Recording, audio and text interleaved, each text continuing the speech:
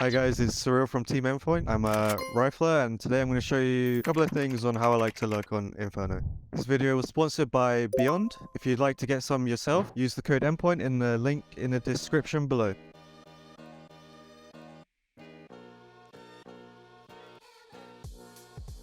When is the right time to lurk? I don't think there's any specific right time to lurk. It just depends on the situation you have in a round. So when I'm trying to lurk, what I'm thinking is either I need to make pressure for my team, maybe cause a rotation, make the CTs scared of where I'm pressuring so that the other side is weaker for my team, or don't show yourself, don't make any noise, just try and find the timing as your team's executing on the other side. So if my team was doing a B execute, for example, when you're 5v4, play it two ways when you're lurking. You could either find some info, create space on A, so your job would be to like pressure on the map and then find info for your team. So if it was 5v4, you could do like mini split, get your teammate to split mini pit for you, flash you around long, you're taking fights and you're like aggressively lurking. As you get like contact, say here, we safely assume that there's going to be one guy here, minimum. So with that info, you know there's 2A, your team's ready with 4 guys B, let's go and take the 4v2 on B. That'd be one way of like aggressive lurking. First priority before even lurking would to make sure my team pressures off mid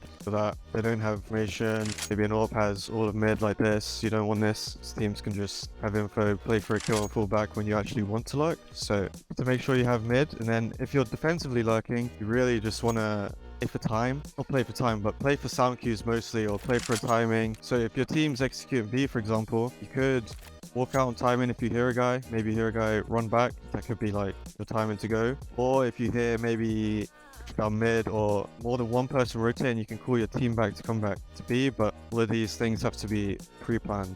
Your lurk is being read by the other team. It's probably because, well, it depends how you're doing it. So if you've been solo lurking and you've been getting read a lot and dying, get shut down by the other team, you just need to kind of analyze what they've been doing. So they can be different in different situations. But if you're solo lurking and dying, I would say you should go bring your teammate with you, try and get the trade, but it has to depend on the situations in the round.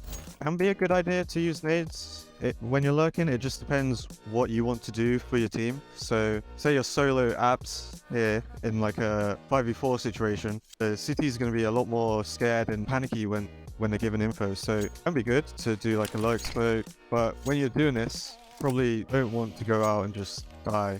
To like get smoke like this, you'd want to get a flash from mid for your teammates, and then it can be a good idea to throw nades when you're lurking. It just depends on the situation. For example, if you have an entry kill in your favor, maybe you just want to create some pressure here on A while your team is B, so that the CTs don't over-rotate and stack. So you just do a smoke, then it's up to you how you play it. You can either go for kills if you want to, or you can play for the sound. When you're lurking, you need to make sure that you don't die, because the lurk can be either taking space or trying to find that lurk kill when your team's executing, but it can also be your kind of get out of jail free card, or your escape card, I should say, because maybe like your team's going B, you just get completely blocked and there's 3 guys there. Maybe one guy goes in and dies, but you get the info that there's 3 guys there. You have your lurker who's holding all the pushes. They can't be close to multi-frag your team, and then there's a way to go back to A for them, a way back into the round for these types of situations. It's probably one of the most important reasons why a lurker should not die. I think there's almost always space for a lurk role in rounds. I mean, it's not very often you see teams playing 5-man towards a site, so I think that the lurk is always interchangeable, especially on Inferno. You see teams take mid,